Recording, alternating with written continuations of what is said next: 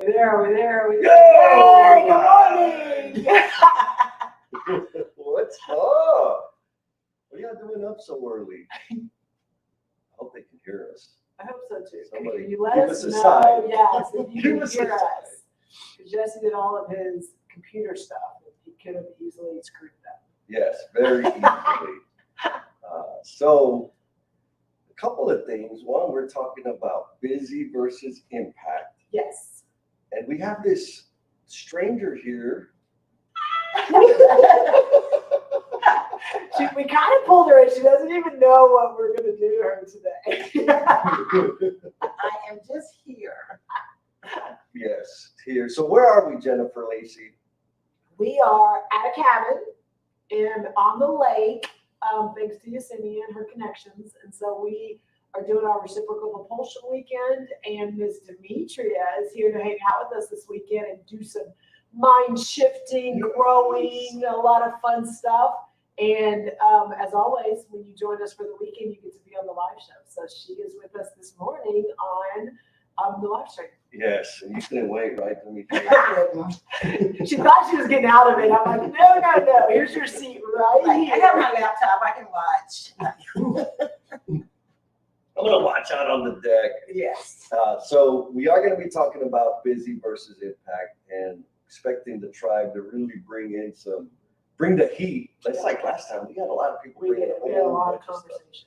Yay! Who's that? Miss Oh, we Holly. got Miss Holly. Good morning, Holly. How are you, Holly? Oh my goodness, I haven't seen Oh, her. here they come. Oh, look at the picture. Look what Rachel says. Woohoo! Oh, good morning, Rach. Oh, we Oh, got here we go. Steve Martin. Oh, yes. Rain. Oh, he's got rain. We got nothing. but We got sunshine sunshine out here. on the lake this I'm morning. gonna even out my tan today. And we got Mr. Oh, Jim. on the back deck. Nice, very nice. Awesome. So, Jen, don't we have like a standard call to action for We folks? do. We have a couple things. So number one, put your name in there, and if you are new to us and you've not kind of jumped in and typed a little bit and let us know you were there and you're out there just kind of lurking a little bit, we would love to know you're there, and we cannot know unless you type something. So if you don't want to dive in yet, all you have to do is just let us know, hey, here's where I'm calling in from. You can just type in your location. And if you put a blue heart, then all of our people that are on here and following know this is the first time that you've kind of engaged in the conversation, maybe the first time you've shown up and listened. And the blue heart allows everyone else to connect to you, follow you, give you some love, kind of help guide you through some of the conversation if you're struggling finding something. And so we found out if you don't know how to do the blue heart, that's okay. You don't have to go to your phone or your iPad. If you right click at the top, it usually gives you an emoji option. And you go in there, type in blue, it gives you a heart, put the blue heart in there. And that allows our tribe just to really connect with you and give you some love. Boom, bam. And normally we have an after party after this Yes. conversation. Terry. Was that? Terry's on our board. Oh my gosh, Oh, Terry. Good morning, Terry. Terry, you should actually be here. I had no idea this was happening. We'll be sitting at that dining room table back there. Come on, girl, help me out here. Yeah, so I'm not sure if it is Terry's first time, but y'all connect to Terry, give her some love because she sits on a NAMAC board with Demetria and I. Yes. She's amazing. Yes. And we're looking for a volunteer, anybody Yes. to host the after party. Because Yes. we won't be having, or I'll say it this way, Jennifer and I will not be at the after party. Right. So please take it and run with it. And if not, enjoy the rest of your morning. Got to look at that. Whoop, whoop, buddy. Good morning, buddy. I got to give Mr. Buddy a You hug did this week. We had an awesome event that Yesenia got to show up to. We got Yes. Armando was there. A lot of our tribe was there, and we got to share some stuff with our local community of practice. And again, a lot of our people that we get to hang out with, we all got to be in the same space. And then Jesse just crashed the party as usual. And it was a movie screening. So like the lights went down and we watched this really cool compilation of little short videos that Keon put together. And then the lights come back on and there's Jesse standing up and everyone's like, where did Jesse come from? So it was awesome. Yeah. I just slipped in the way I do, And then Miss Terry says, good morning. Thank you, Terry, for being here. So folks, keep the comments coming. Let us know you're there because we want to know. It makes us feel great, even though we have amazing company. Jim. Oops. There goes Jim. That's okay. Yes, we're Keep good. on rolling. So what are we? So Mr. Demetri, what do you think about the title of our conversation today? Well, that you just threw me in here, but I love this title, Busy versus Impact. I mean, some people could just be busy doing nothing and not really making an impact. So I'm not for sure because you didn't give me any heads up on this topic today or this morning. I had no idea I was even speaking. Okay? But when I saw that, I was like, wow, yeah, some people can be very busy just doing nothing and not making an impact. What comes to my mind is, outreaches. People can do an outreach. They have these projects. Okay, you have the whole team in there of the project. You have your project execs, the project managers, the whole team. But if they're not there really making that one-on-one, those connections with those trade partners, they're really not making an impact. They're just there. Hey, I'm doing my job and I'm out. Checking boxes. I like that. Oh, that doesn't happen. All the time.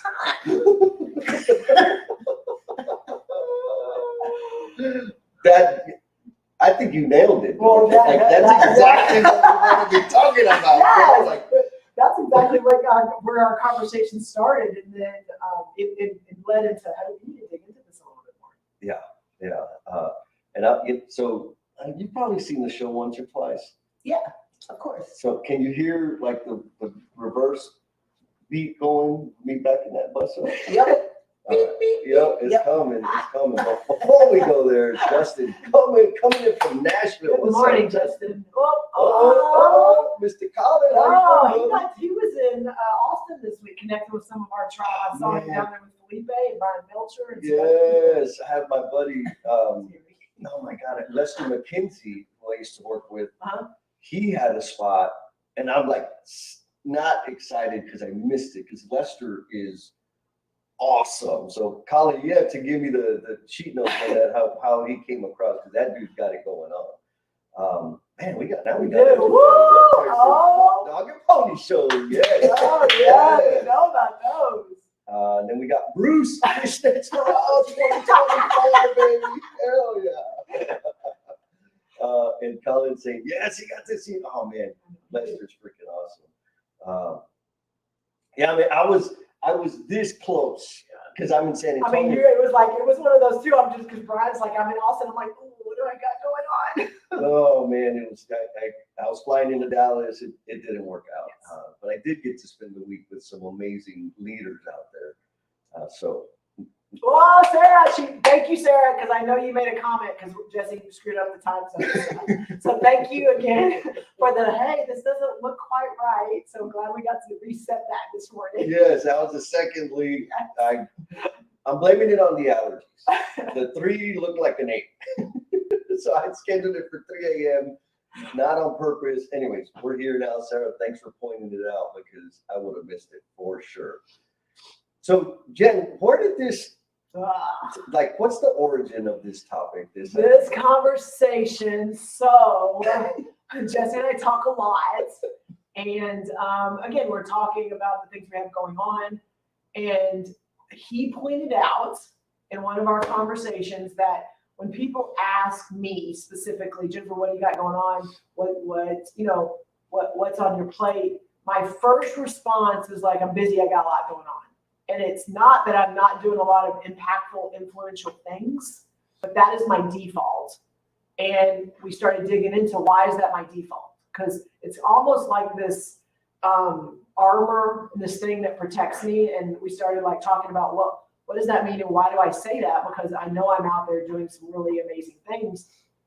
And it kind of made me stop and think, okay, what was the origin of why do I need to be busy and be moving all the time and let people, so that's what they see, so they know that I'm doing something. And so that then went to a lot of self-reflection, which is what Jesse usually does. And I think in the beginning, when I was out there trying to, figure out what I wanted to do, and because those of you that have been around me in my space, I go fast, I move fast. And what being busy and moving and activity did for me is it allowed me not to have to stop and engage and take the time to like have to talk about all the things I'm doing. Because if I'm moving, I mean, I've had people that like run into me, Jennifer, I know you're busy, but I just got a question for you real quick. And it allowed that me to just kind of move through and navigate what I wanted to do without really stopping and having to like own, here's the things I'm working on.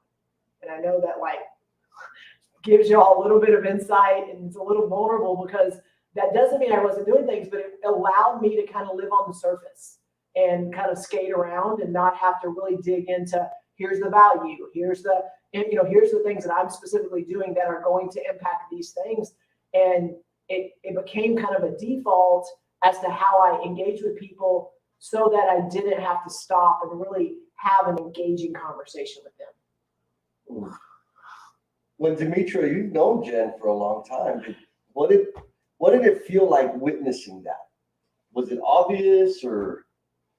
I think I'm with Jen. Well, it's been 12 years when I met her, and I was pretty much new in the industry. Okay. But it was like a magnet for me. I was like, oh yeah, somebody my speed. Yep. Typically, and people like us are people with the same character. People typically either hate them, you love them, or hate them, right? Yes. Because you can't.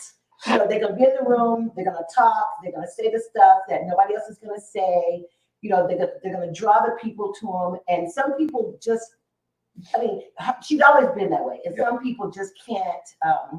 They can't. I don't have the words. Can't hang. They can't hang. They can't handle it. She's one of those people. They can't handle all of that.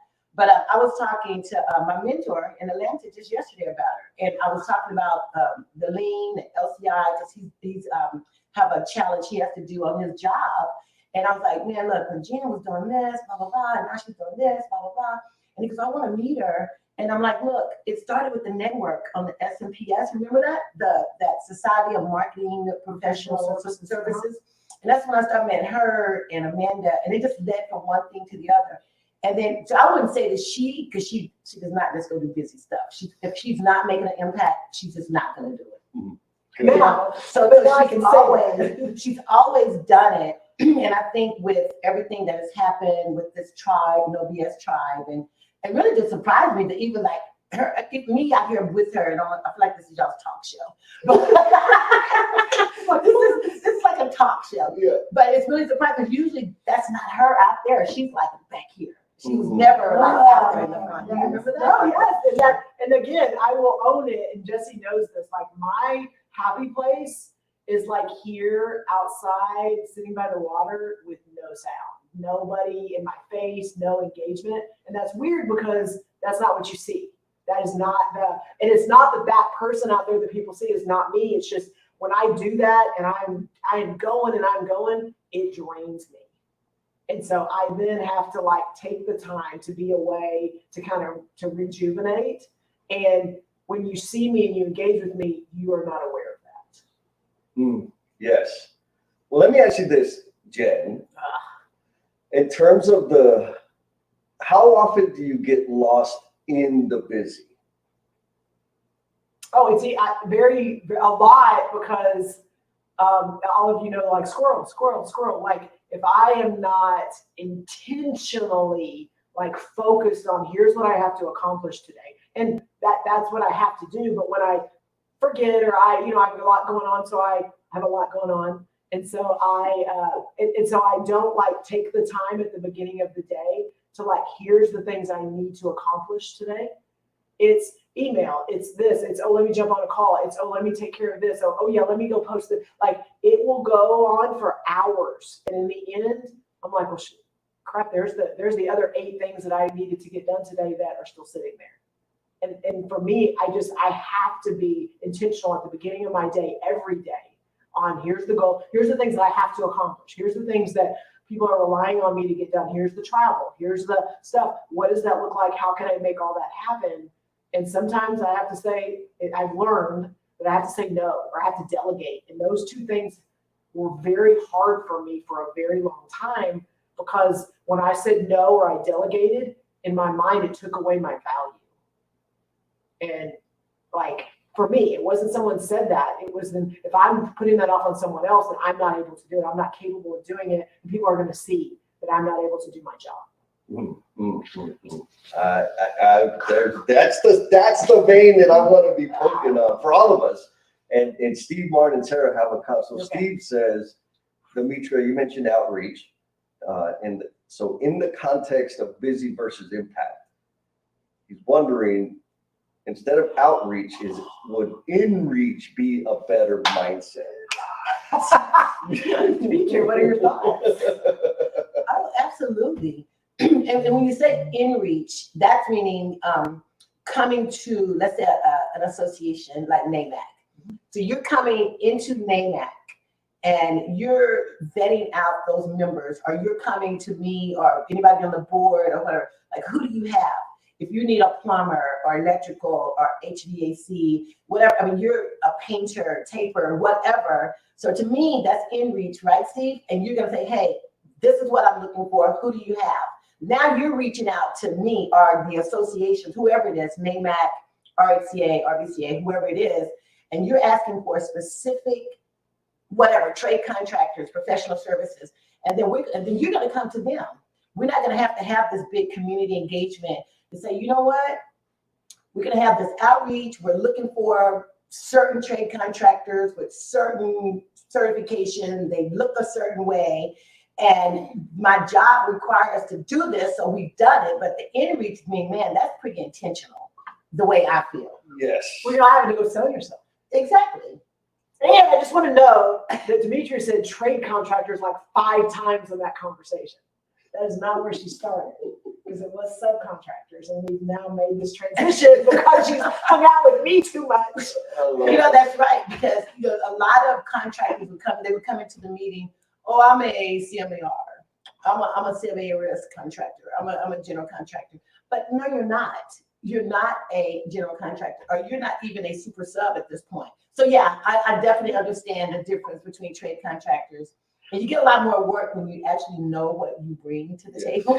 Yes, totally. So for me, the in-reach, outreach thing is on the same vein, but it lands in the sense that internally, so connecting to the intention, right? What keeps me busy? Doing peripheral things that other people have decided are important. What has impact? Connecting with people one-on-one in a real situation. And so like what you described, you know, business-wise, hey, look, I'm looking for a specific thing. Let's have a conversation, connect me. For me, it's the same thing personally. In reach, I've got to be clear about my direction, about what I want to contribute, what I want to achieve, whatever the objective is. So that requires in reach for me to know what's going on within me, how I intend to serve, so that I can connect with people in meaningful ways. What that ends up doing for me is it filters out a lot of the busy crap. Mm-hmm. Okay, Jesse, so I have a question, a follow-up question with just that conversation, because what it made me think of is, yes, you have to be clear. You have to be clear on your purpose and what you want to do. And for you, over the last year and a half, 2 years, you've had to create a lot of clarity. Yes. For yourself, but also because this is your business and how you make money and how you survive, clarity for your potential customers. Yes. So can you talk through kind of like that, what that looked like for you when you were not in that space and then you had to kind of get super clear? Yeah. So I'll start back when I decided to start to like quit the comfortable job, like great job, great people, great organization. So I'm going to go start a business after I bought a house. And I didn't have one of my former bosses was like, so what's your business development plan? I'm like, oh crap, I didn't think about that. And so there were a couple of things, and for me, you know, it always goes back to conditions. First, what do the conditions need to be so that I can learn and grow in this space? And so one thing I did on purpose, because I didn't have an absolute clarity, I just knew that there were some things that I did that brought me immense fulfillment. And so generally speaking, that's working with people one-on-one or working with small teams for a long period of time. And the reason that brought me fulfillment was because I could see the transformation in their thinking and the way their lives were changing in terms of a higher quality of life. Now, what the mechanism or the thing was, like the song and dance I was going to do was still kind of shaky, like not totally clear. So I had to figure that out. I needed time to figure that out. And so before I left, part of my exit plan was I saved up enough money to fund my lifestyle, including fishnets, for 18 months.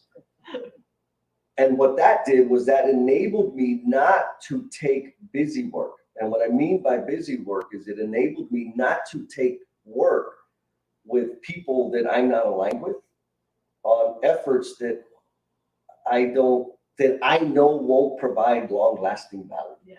Right? Like I could go do the song and dance and, definitions and 8 ways and 5 ways. I could do those things, but I could do other things that are more impactful. And so that was the stage, right? Those were the conditions I set in place.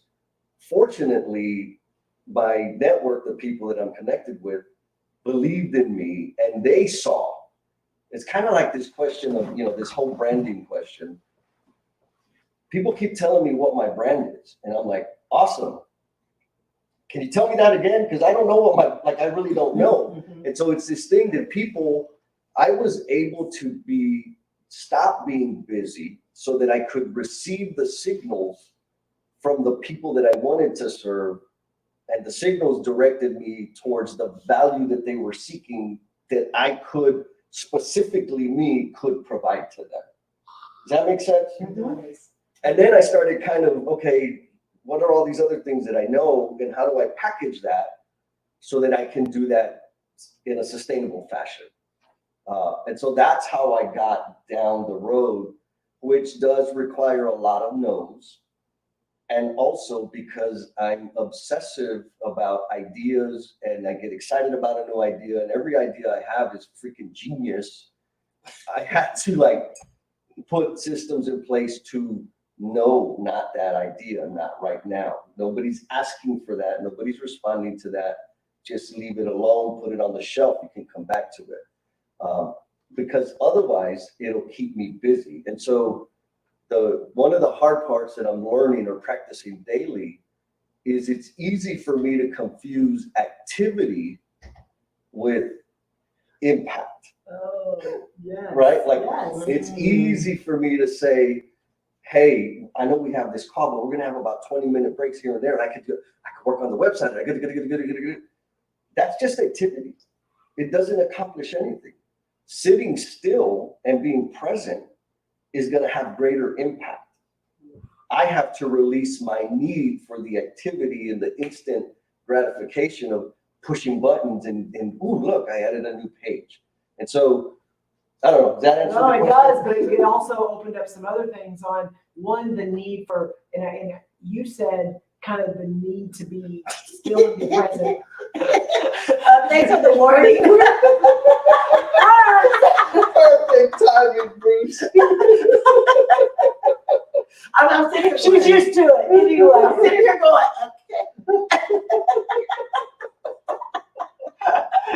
She's used to that. Anyway, I probably poked her a couple times.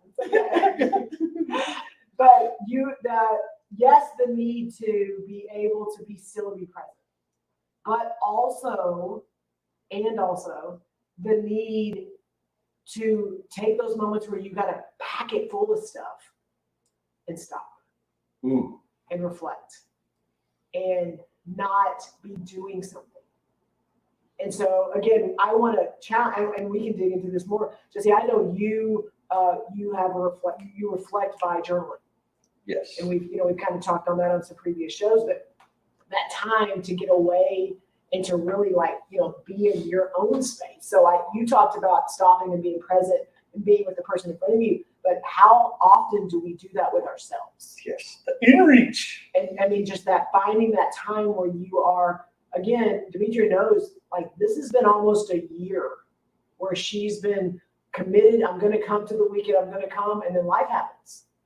And like, we've been doing this, and then she's here, and it is amazing, but she knows that it took her a while to get in this space, but this space is for her.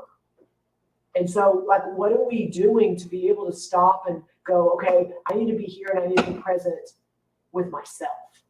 And so I know we can dig into like how with like journaling has helped you with that. But I also want to dig into, you and I have talked about this, on when we find those connections and the need. Everyone on this couch are connectors. Like, I know that because I've experienced it and lived it with them. And Jesse and I had a conversation where he went one step further and he pushed me a little bit more on, I will own that I'm not as good as Demetria, but I learned from Demetria that there's not anyone I can't connect with, and I can't go, okay, yes, this is amazing, but you know what? Jesse's your guy. Like, Jesse's the guy that can help you get where you need to go. Like, I can do that, and I can touch all these people.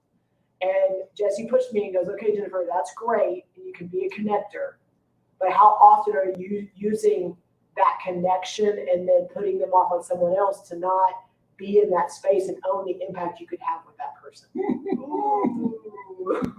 How often do you connect them to someone else, not realizing that you're the answer to their problem? Can we dig into that a little bit? Absolutely. Absolutely. So I want to give a shout out to Mr. Allah Abdul Hamid. He's blowing up on TikTok. He's doing these. Nice. So y'all need to follow. You know, even though you don't have a Blue Heart. Blue Heart, yes. But thank you so much for joining us this morning. He's doing these super, super cool interview clips with craft workers or construction professionals nice. out on site, like just to, hey, how you introduce yourself. Yes. Super awesome. Yes. Keep doing that. I'm glad that you're here, my friend. And so back to what you touched on, Jen, and I want to ask the tribe out there, answer this question. It's a super easy one. How do you best serve? And so to the scenario, the picture that you painted, Jen, there's a couple of things that I'm going to jump on, like that I especially want to touch on.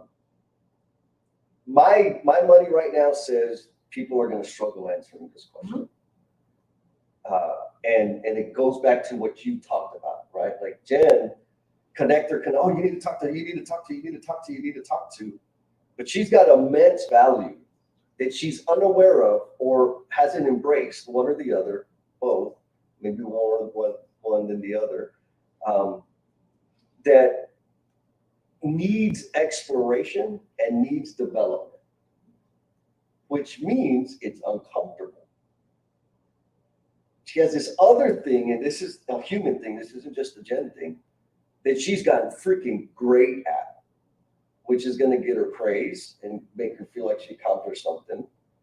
But is she growing? And for me, the differentiator there is always asking that question or becoming clear about how you best serve. And also what's important to know is it doesn't stay the same forever. Because if it does, guess what? You're in your comfort zone. Mm-hmm. And when I'm in my comfort zone, I am underserving, period. So it requires me to learn and grow and get uncomfortable and try different things and fall on my face and fail and all of that. But continuing forward is what makes all the difference in the world. Yes. So I want to ask Demetria a question. Oh, get her. Because I have, again, been on this journey with Demetria for 12 years. And the way we connected, we met in an event. And then it was like early in the year. It's so weird how it happened. And then like the end of the year is usually when I get all my business cards and I get all my things that I gathered and are kind of piled up. And I start going through them, and it's either they're going in the trash because it was something that, somebody just handed to me and there's not really a value there. Or it's somebody that's like, oh yeah, I forgot about that person.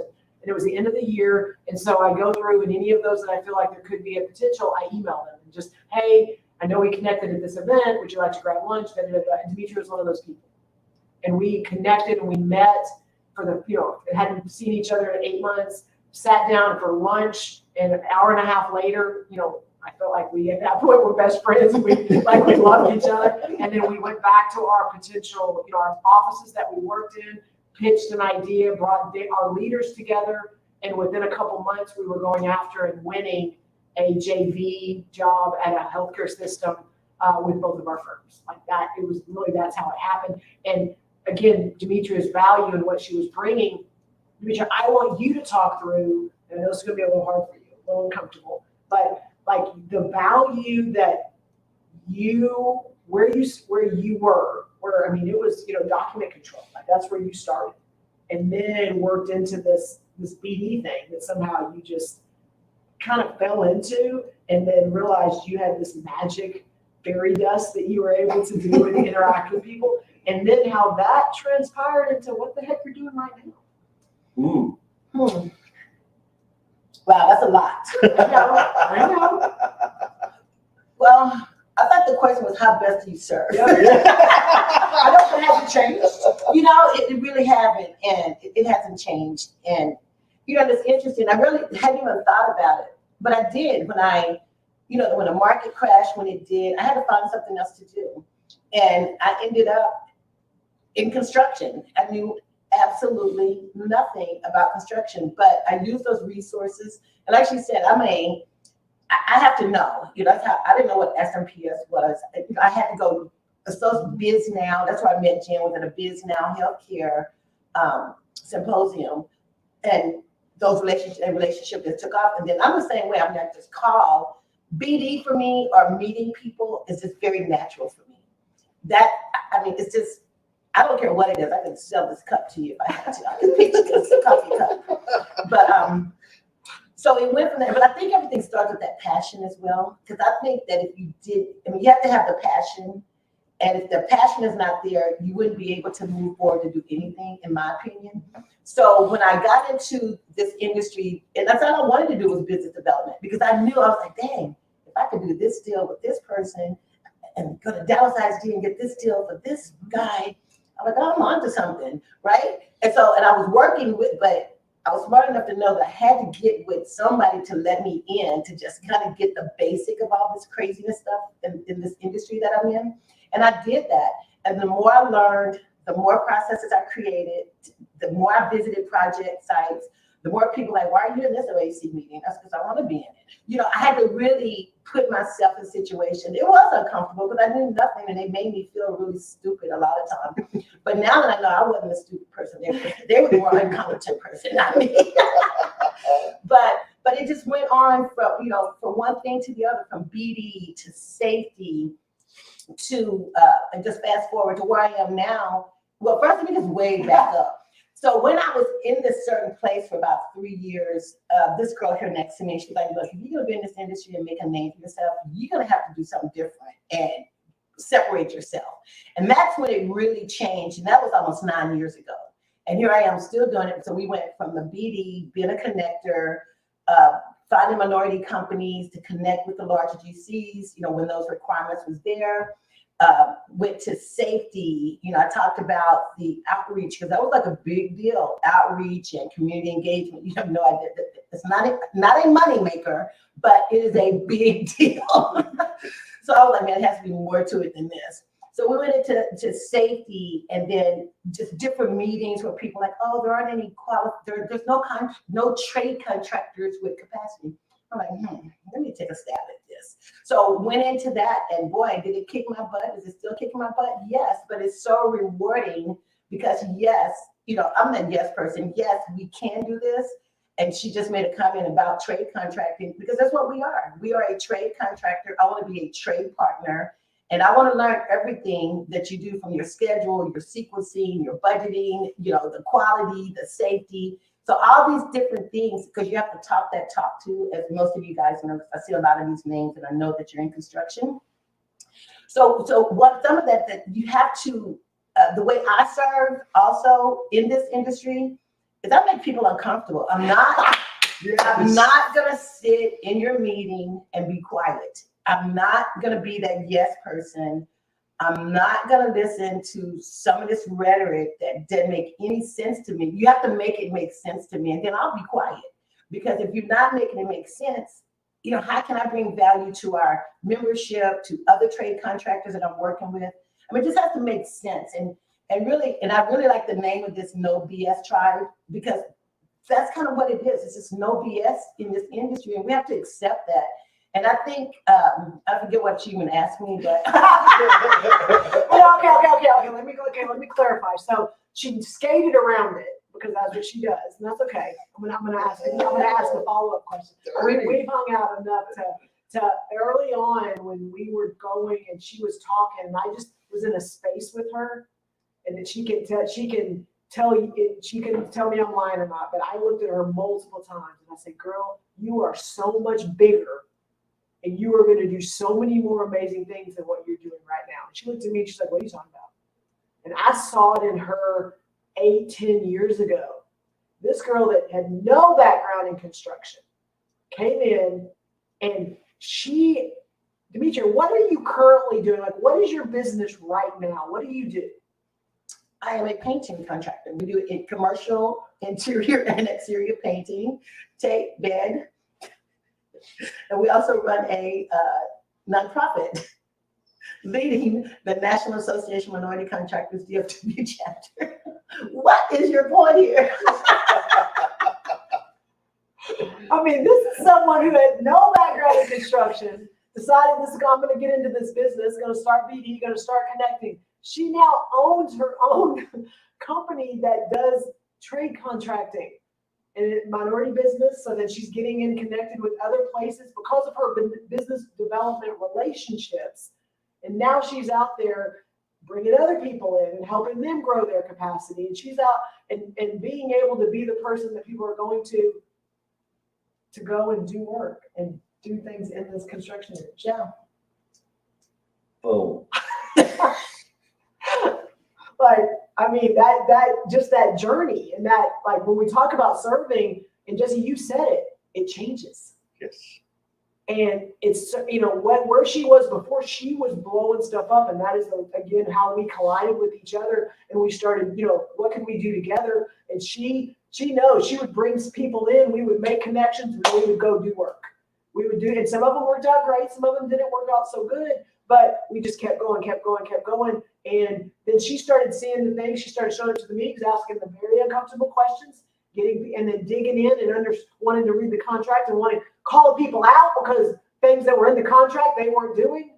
And she would call them out in the meeting because she read every single piece of it and made sure they knew that she knew. I mean, it was those things that she didn't have any knowledge or background in. And now she's out there running her own company. Like, Demetria, own that shit. Come on. Yes. Sometimes you don't even think about it. Yes. You just do it, and you're not even thinking about what's really going on until you, like she said, you get into those rooms and people like, well, how the hell do you know that? Because I read the specification and documentation. That's how you wrote it, fool. I was having a conversation the other day about, it's an awareness that it's probably going to be obvious for everybody. It's brand new to me. I surround myself with courageous people so that they can tell me when I have a booger on my face, right? If I'm slacking, if I'm playing small, if I'm off form, they will let me know. And that's powerful.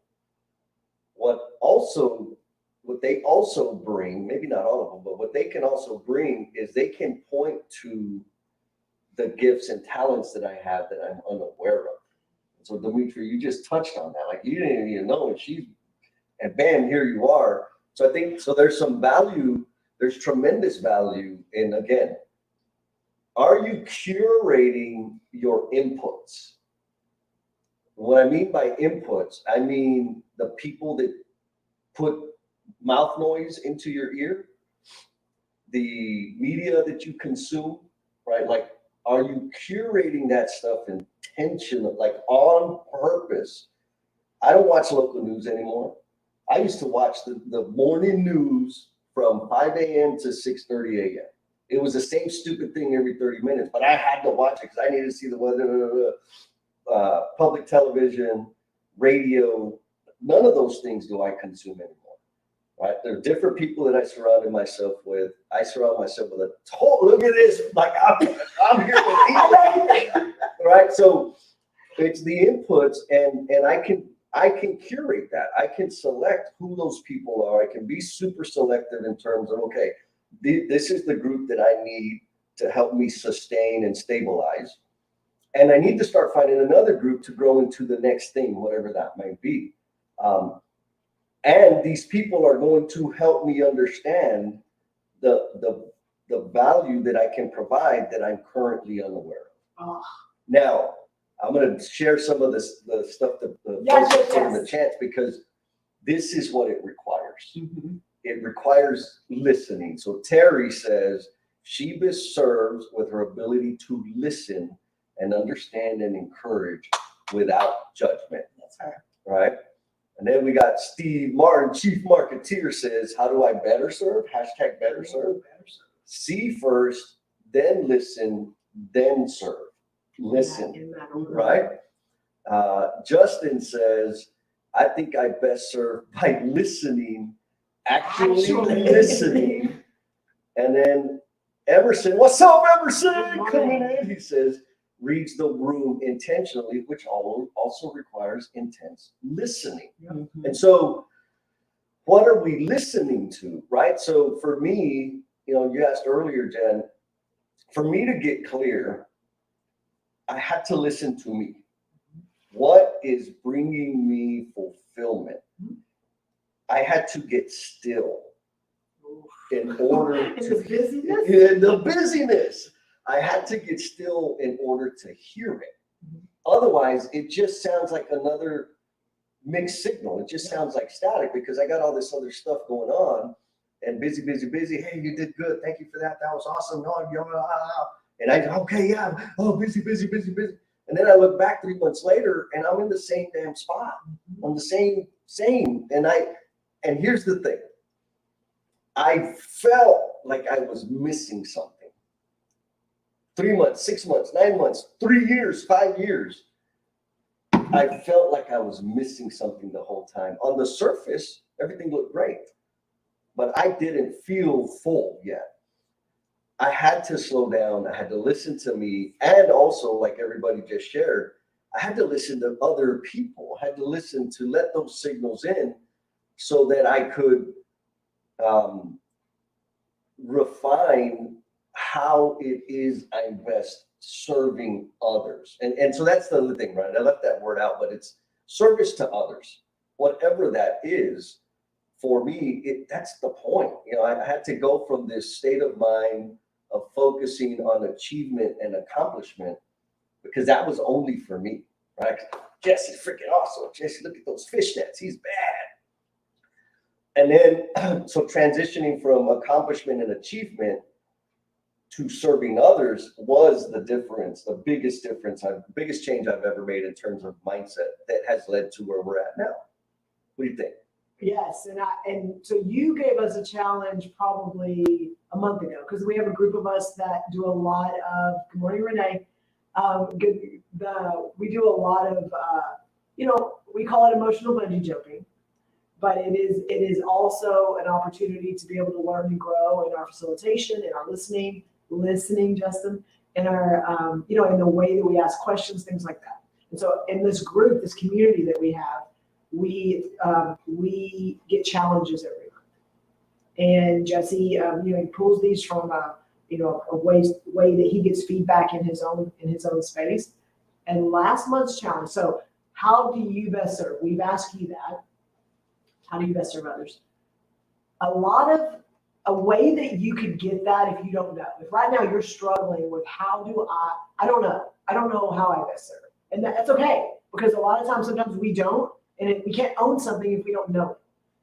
But the challenge last month, which blew my mind in the responses that I got, and again, I'm going to challenge you to do this, is when you are engaging with people that you see on a regular basis, your tribe, your people that you're around, ask them this question: how does my influence, the way I show, how does the way I show up, how do I influence you? And that was our question. And Demetria knows, because I asked her this question: how does the way I show up influence you in the things you do? And I'm telling you, the responses you get will help you know how you best serve. Mm. You know what? And with that, that's what will help you keep going. I was at a conference in Memphis, and there was this executive that was there. Sometimes you don't even know. You don't even know. And for me, because I just go. I mean, it's always been that way. My mama used to tell me, "Girl, you talk too much." She always used to tell me. I've never heard that. You're just too much, Jesse. Yeah, I mean, because this is like, wow, here she comes. But if you take that and you let that resonate with you, and that kind of, for me, it just kind of built it. Because I was a cheerleader. I did a whole lot of stuff, but it really didn't. It was just easy. It didn't mean anything. But that true ripple effect, when she was talking about the ripple impact, I remember this one. I would never forget this. I was at the Leadership North Texas retreat, and Jennifer was like, "God, that's a ripple. That's a ripple." I said, "Oh, what are you talking about?" This group hears that a little more, but Demetrius heard that for a while. Well, I'm like, what? But anyway, it became a thing. But sometimes we have to listen to other people, how we're influencing other people, because they're going to tell you. Yes. For me, they tell me. It's not something I just sit around and go, okay, how am I going to influence this person? I mean, I just be myself. And if it's something that impacted another person, they let me know. Yeah. Then I just kind of take that and I just keep going with it. Do it again. And just do it again. And it just adds on. Even I was in where we were the last time. I can go anywhere. People don't even know that, girl, I saw you on LinkedIn. You're hot on LinkedIn. I'm like, oh, okay, thank you. Yep. Yes. So like the impact with Jesse did a thing 2 weeks ago on the last show. And he was talking, I don't know if you guys recall, but he was talking about how when you post something or whatever and how to get a reaction versus impressions versus whatever. Yeah. And I was like, you know what? I got something I want to talk about. Let's see if I can get a reaction. And then I posted it, and if you guys saw it, it was about how often general contractors or ask trade contractors what their capacity is. What's your capacity? And I talked about cash flow, and man, that got a reaction. And I didn't even know that there was another group out there already talking about it. And it was over, I don't know, I had like over 5,000 impressions on that one post. Yes. And I don't know how many instant messages. Comments. Yeah. Yep. So sometimes you don't know. People have to just take what people see and build onto it. Yeah. So Well, can you really quick put what Buddy put up there? Because we want to make sure we're clarifying. We know this. we are in her space. We have been around her enough to know if you are not following her and you are not engaged with her, you are missing out. nice. Truth. So I know this guy. That's my baby brother right there. Renee, so this question to the No BS tribe. You got cheat codes, share them in the comments so we can hook them up, because I know he ain't the only one wondering about this question. And so he asked, what advice do you have for someone who wants to identify how they best serve? I think y'all both just touched on it, right? The challenges that we have on the emotional bungee jumpers, we have a monthly challenge every month. And Lynn had asked me, and I had forgotten about it. She's like, Jess, I bet it takes a lot of time for you to come up with that monthly challenge question. Like, how much time does that take? I was like, oh, it doesn't take any time. It's off of a survey that I use to get feedback from people, particularly when I'm working with people one-on-one for a long period of time. Because it was the difference between me getting frustrated because, hey, you have any feedback? And people would say, oh, that was good. It was helpful. Thank you. Shit, I can't do anything with that. So I had to sit still, get into my journaling and say, okay, when I ask for feedback, what is it that I'm looking for? What I was looking for is those invisible things that I do that I don't do on purpose yet. So the question, there were several questions, how can I better serve you? What do I do? What is it about my style that influences you? What is it that I do that helps you trust me? It was these questions, and those became our challenges. And now the reason I decided to use them as our challenges is because through that series of questions, I became more aware of this thing that I was doing that was more impactful, but I was doing it by accident. It wasn't intentional. It wasn't right. Exactly. So I was doing it. The things I was doing on purpose was the busy stuff. Mhm. This other thing is what I had to start doing on purpose so that I could be impactful and transition further from less busy to more impactful. Because here's the other thing that's counterintuitive, that yes, I'm an advocate for only spending my time doing impactful stuff. But that requires busy stuff too. There are buttons to push and things to check and things to like get in play and make sure it's gonna work and all that other stuff. Like that's busy work, putting it in my calendar, putting it in my Trello board, that's busy stuff. But it helps me be impactful. So folks, if you got any answers for Renee, throw them in the comments, please. I'll bring them up as we're going. And I wanna go to Mr. Colin. He says he lives by a to-do list, or the scrolls pull me away.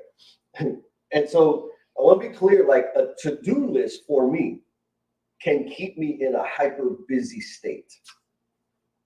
The way I combat that is the first 2 to 3 things on that to-do list are the most impactful things I can do.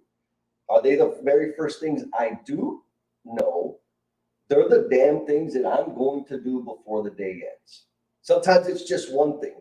Sometimes it's one thing for several days, but again, being clear and understanding how I best serve, how I want to impact, and will this be impactful or is that busy?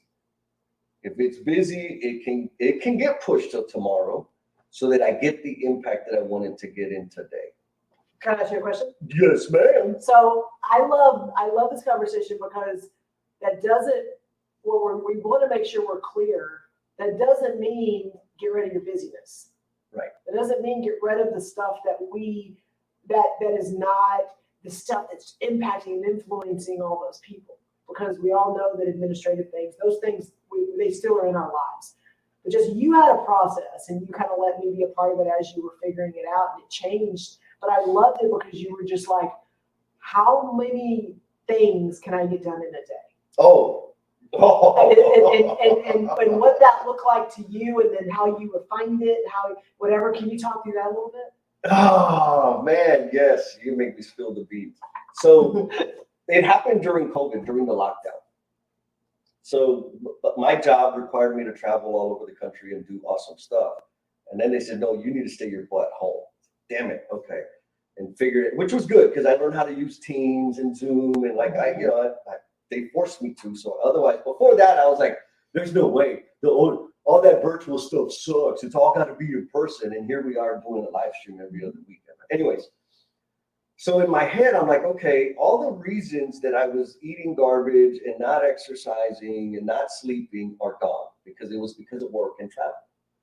Well, guess what happened? I woke up at 4:30, 5 o'clock in the morning, did my morning routine, turned on my laptop, and then it was 9 p.m. And I worked. I was clicking away, call, and then I turned around and 2 weeks had gone by and I was still eating double meat, double cheese, Whataburgers, right? I was still eating freaking tacos, 6 tacos from Eddie's. I wasn't getting any exercise in. I live right by San Antonio River, Mission Trail, like same thing. I was just working now. Part of the problem was, well, the main problem was me. Part of the problem was I didn't have the social cues because I live alone, no pets, no animal, none of that, to say, hey, it's lunchtime. I would just work until I was starving and cranky, and then I had to eat, and then I gorged. I had nothing to say, hey, it's time to like leave the office because you're the only dummy here. So I just kept working because I was the only dummy there. And so I said, okay, this is not sustainable. This is not good. I need to put a system in place to manage myself. And so what I did, I said, okay, what's the target? The target is to work, put in 10 hours of work that I feel good about. Okay, so in that 10 hours, how many tasks and activities should I target to help me know that I'm actually being productive? Because that was part of the question. How productive are you being working from home? And I was like, well, I don't know. I know I'm doing a lot of stuff. I know I'm very busy, but I don't know how productive I'm being. So that's a ratio, right? And so at first I said, okay, I'm going to create 15 cards every day And as soon as I get those done, that should be within a 10-hour day.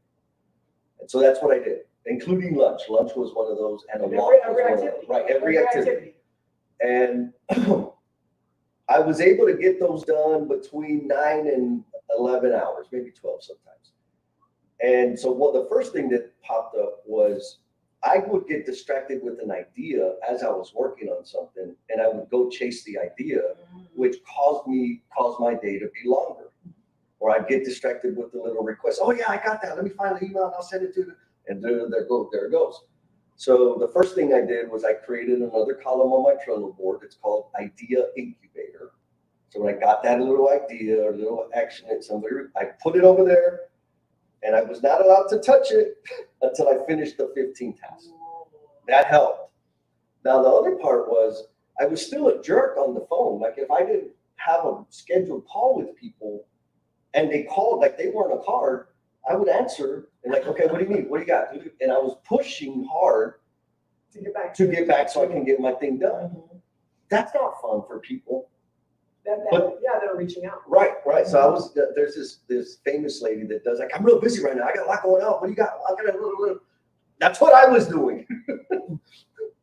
Yeah. So then I said, okay, that's not cool. I want to be more relaxed because, courageous people say like, hey bro, like, why are you in such a rush? I'm like, what do you mean? Well, I have 15 cards. They're like, well, why do you have 15 cards? I'm like, shit, freaking great question. So then I said, okay, let me go down to 10 cards, 10 tasks for the day. Will that give me time to be more human and more personable on the unscheduled calls and be productive and execute and deliver and not drive myself crazy? And so that ended up being the deal, right? It's like 10 cards per day, 10-hour work day. Sometimes it's shorter than that. Sometimes it's a little bit longer than that. And it also provides time for me to rest, to eat, to exercise, to journal. But I really had to dive deep to figure out all the Jesse-isms that were causing me to underserve. Is that what you were talking It about? does, because Jesse, who are you accountable to? Me. That's it. Exactly. And so if you decide you're going to go do something else, like there's no one going, well, Jesse, get back on track. Like, Jesse, hey, you said there's nobody but you. Right.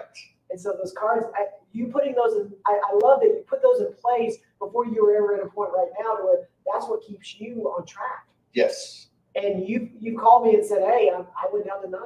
Or one of your cards is I'm taking time for myself. Yes. And so I want to dig into that a little bit, and Demetri, I'm going to ask you. I like that though. That's gonna take away from me. Terry, make sure that I do that. I need my Terry, cards. you got to get her.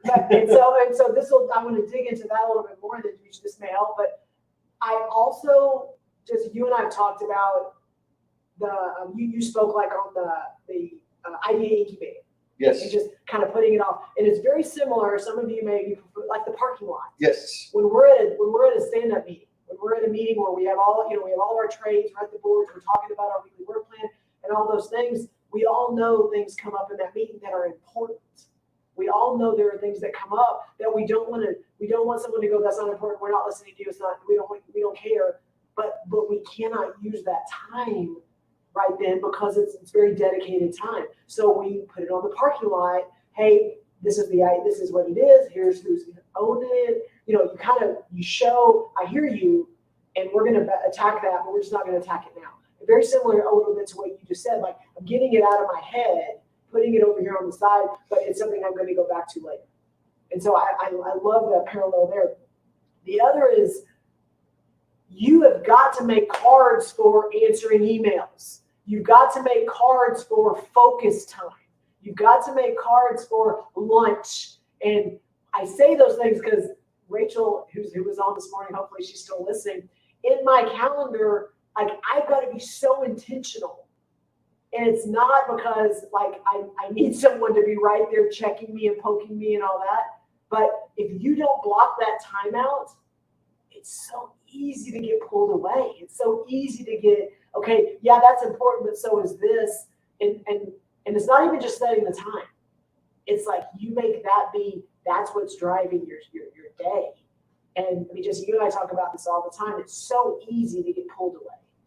And so, that's my question I want to pose to Demetria. You do have a lot going on. And again, most of the time when I call you, you don't answer because you're in the middle of something. You have to get back to me because it's the same with me with you. And so just based on this conversation, I'm going to ask you 2 questions. Number 1 is how do you best serve? I want you to answer that for me today. So think about that one. And the second question is, what do you do? One thing you do that you block out time for you. So let's start with the first question. How do you best serve? How do I best serve? I'm a giver. I'm a giver. I mean, I have a book, The Go-Giver. Someone gave that. You did. You did. That's how I best serve. I mean, I'm a giver, and I enjoy that to a certain extent. But I do enjoy it. I enjoy it until people start taking advantage of that. What do I do? I don't know. Today, I mean, you guys, let me tell you, I've never been to freaking Mount Vernon, Texas. I've never been to, where are we? Panther Creek. I didn't even talk about, and I'm an East Texas girl, and I literally had to talk to my brother, like, I don't know where the heck I am. I'm going down 30. Then I'm driving through here. I mean, we're in the country, but it is beautiful. I mean, I brought my mobile fan. Jim goes, oh, you don't need it. It's like 60 degrees or whatever. I do not need my fan. You guys, I have not slept till 7 o'clock in the morning in forever. I slept till 7 o'clock. I walked out. I mean, this lake, it is amazing. I cannot wait to be done serving this because I had no idea I was serving today. She doesn't even know what's next. So I was, so anyway, that's what it is. One of the things I need to do is start making time for myself because everybody knows me. I'm a full-time grandma. I run my business. I'm running the NAMAC chapter. I'm a wife. I'm the oldest sibling. I mean, I am every city council, commissioner, court, whatever point of contact that wants me. I mean, it's just, I don't even know how, but anyway, I'm going to take my takeaway is doing those cards. See, I get these oral movements too. So Jen, she has I have a lot of outreach, but my takeaway is to do those cards because one of the things I do want to do is take better care of myself. And I am drinking water now. I'm drinking more water. And I'm trying to, and I know I need to do more. And my friend Terry, very different, also is on there. She's like, girl, you gotta eat. You gotta stop and eat something. So all of this, the personal stuff I know is very important. And it's something that I really need to work on because I don't want to burn and crash by serving other folks all the time. And that's usually my question to Demetria. Again, there's lots of business conversations that we could have, and that's kind of how our relationship started. But she can speak to you that most of my interaction with her is on that personal level, on that, not even what's next, girl, what you got, what blowing up the world, blah, blah. I mean, just, that's great. She gets that a lot. She has a lot of people around her that do that. But are you looking at the people that are around you that you care about? And are you challenging them? Are you asking them those questions on, again, Terry, did you eat? Yeah. And then the poor Rachel, she put it up there. I know it's like, I know that's not in her job description. I know that, but she's that person in my space that is with me every day that is like telling me, you can't do this, you can do this. And do you have those people in your space that will call you out and will tell you, like, you got to take some time, you got to get away? And when I said this has taken a while to meet you get here, like, I'm not lying. Like, Jesse knows, like, she signed up for one of these 3 retreats ago. 3. And couldn't make that one. Yeah, we'll make the next one. Couldn't make the next one. Yeah, I'm gonna go to San Antonio. Couldn't make that. Like, literally getting her here and having her here this weekend is like, again, it's one step, one moment where she just said, I'm gonna make the decision and I'm gonna show up and I'm gonna be here. And again, sometimes it's that little stuff, but those people that are in your space and the people that you surround yourself with, are those people going to be the ones that call you out and that ask you those things? And I saw a quote this week. It was, don't invite me or ask me the question if you don't want my honest response. If you want it sugar-coated, go eat a donut. I mean, I'm just saying, like, and there's people that they want that in their space. They want those people that'll kind of, make them feel good, whatever. That's great. And if that's the space you're in and that's where you want to be, you know, all the power to you that you can have with that. But that is not our space. Yep. That is not, that's not the space that we want. Go, girl. I want to say this. Yesterday, I was talking to Terry, which I talked to her a lot, you know, because we're all she's in my space. And I'm the type like, just dive in. Hey, girl, blah, blah, blah, blah, blah, blah, this is what. But yesterday, I don't know what happened. And I was like, hey, girl, how are you doing today? And she just like started giggling. And she goes, oh my God, that's so good. You asked me. I mean, and you know, it really resonated with me. I was like, man, I have to do better. Which she always told me, girl, it's not always about you. You know, because I'm always talking about other stuff. Yep. And sometimes it's not about me. It's just shit I want to get off my chest. And that, I mean, I only have a very few people that let me do that. Yep. You know, but yesterday, and Terry, I definitely appreciate you. I mean, I literally, that tickled her because I asked her, How you doing? like, how are you doing? What's going on with you today? And she was not expecting it. Who's this? Well, no, but you know what? Demetria just created our challenge to every one of you for this next 2 weeks. Uh-oh. She just created it because it's one of those things that I do, but you just calling it out and putting it out there in the space. I'm going to challenge every single one of you. And it could be to the person at the checkout counter. It could be to the waitress. It could be to whoever person checking you in at the gate. It doesn't matter. Whatever your life is in front of you.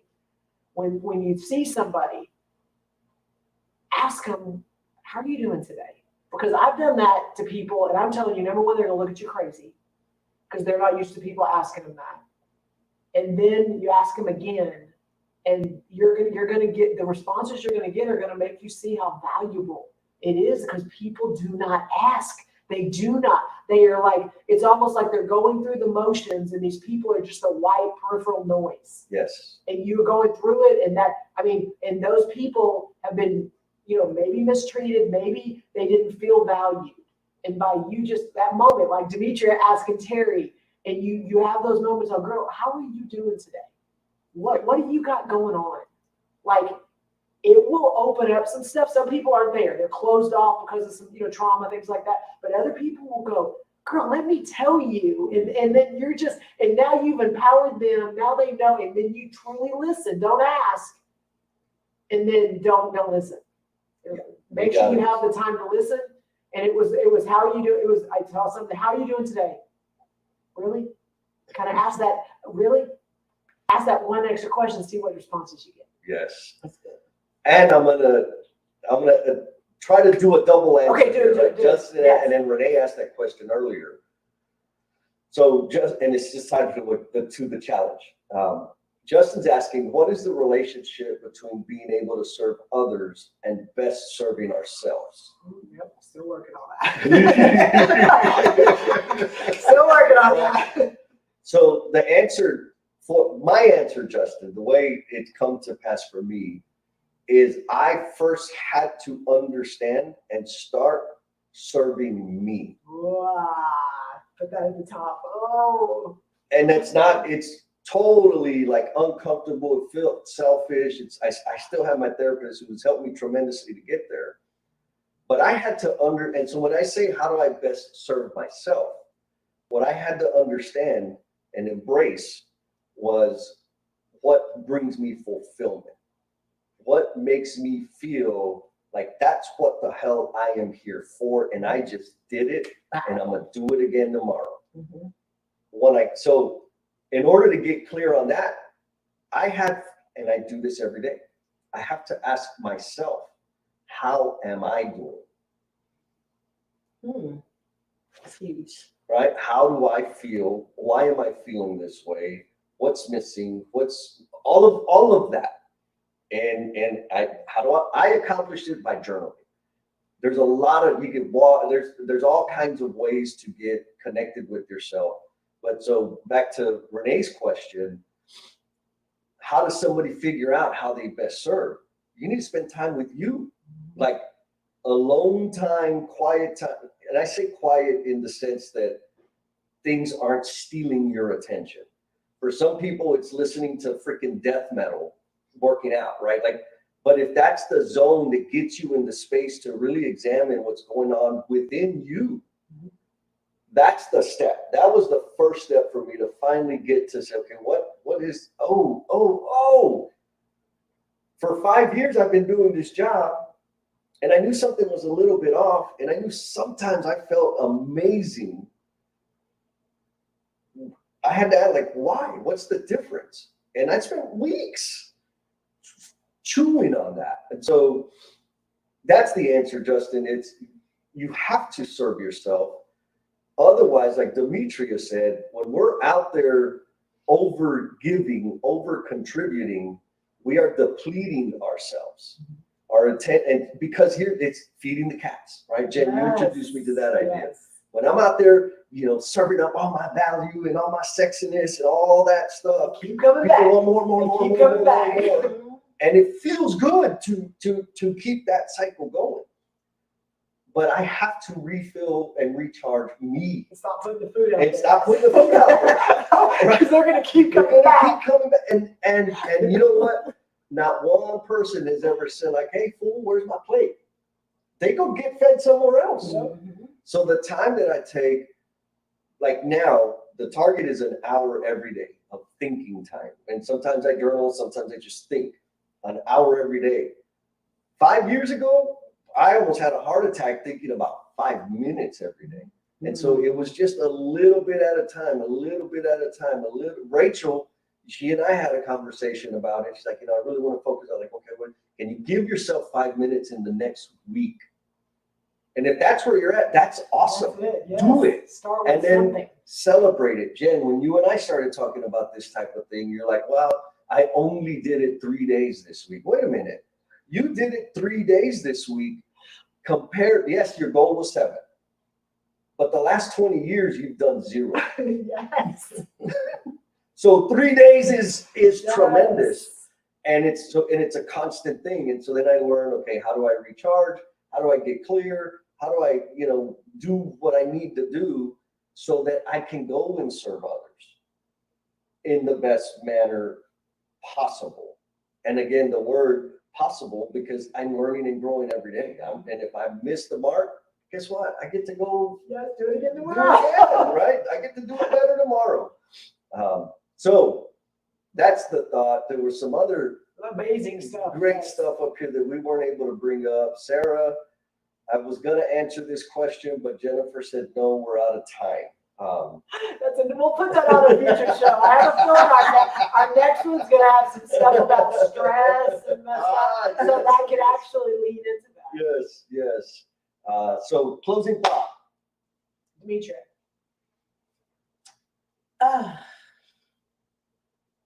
Closing thought. I don't know, go. Okay, well, my closing thought today is, again, it's nothing that all of a sudden just sparked, but it's one of those things that I need reminding. That for me, what does that reflection time look like? And it's easy for me to lean into the things that I know bring value to other people and the things that I know are impactful, which require other people. Those are a lot of the things that I do. But for me to reflect, I have to be by myself. And those are opposite of where I think my value is. And so Jesse said, find that time where you're doing some, you're focusing on you. And for me, it has to be by myself. And for me, it's walking by myself, not with the world's kind of put to the side. That's hard when your influence and your impact is to be around and impacting and connecting other people. And so stop and have that moment to where, yes, your impact and value and all that could be this. That doesn't mean that you don't need to take some time away from that to kind of get in your space. And it doesn't mean you have a mission or a thought or something that you can write down on Jesse in your journals. I have to walk, so I can't write down and I can't text it and I can't look it up, because I need my brain to be able to continue to think and think and think, to be able to grow. So when I get back and I am there, I'm 3 levels higher than I would have been if I just would have stopped and started writing things down. So for me, that's what I have to do, but it takes me disconnecting. And that is hard for people in our space, and the people we are we have this magnetism that we want to be around those people all the time, and it's magical. But take that time, because I'm telling you, you're gonna start seeing and feeling and exploring things that you didn't even know were there. Nice. Okay, now yours. Feels good. Okay. Yeah, so for me, it's just I have to learn how to disconnect. And, that's really hard for me to do because I feel like I have to be involved. I like that scenario of feeding the cat. I feel like I have to be that person to feed the cats. But, for me, I'm learning, I just have to learn how to disconnect. And I'm nowhere near that right now. I mean, I got my oldest granddaughter here with us. She's here. I brought her with me and picked up from driving school. And I mean, I'm just trying to learn all this stuff, the 10, the 11, and the 18-year-old. I mean, it's just a lot. My days, I get up at 4 a.m. I'm getting my crews ready. I'm making sure the kids get off to school. I'm picking her up from early release at 1:50. I have to find out. I mean, I feel like I'm drowning. I'm drowning right now. And I just feel like I have to learn how to just I don't know. So that's just where I am right now. Maybe it'll change in the next time they put me in the hot seat. But for right now, I'm just going to learn how to disconnect and take the start with me. Powerful. Jesse. I got two. So one, Steve Martin, chief marketeer, sharing some advice for Renee, how to serve for him. The journey starts with why I should serve. Asking yourself that question kickstarts some deep reflection and can help lead you to who, where, and when to serve. At that hashtag crossroad, how to serve can begin. Beautiful, Steve. And the other thing, the one closing thought I want to implant into everybody's head. None of this is new to you. I promise it's not. Find the people that are going to remind you of what you've already known. They're going to remind you of the truth that you know that for some reason you've disconnected from and are unaware of right now. Those courageous people are going to shine a light on your path. Yes. That's it. We'll see you all next time. Bye.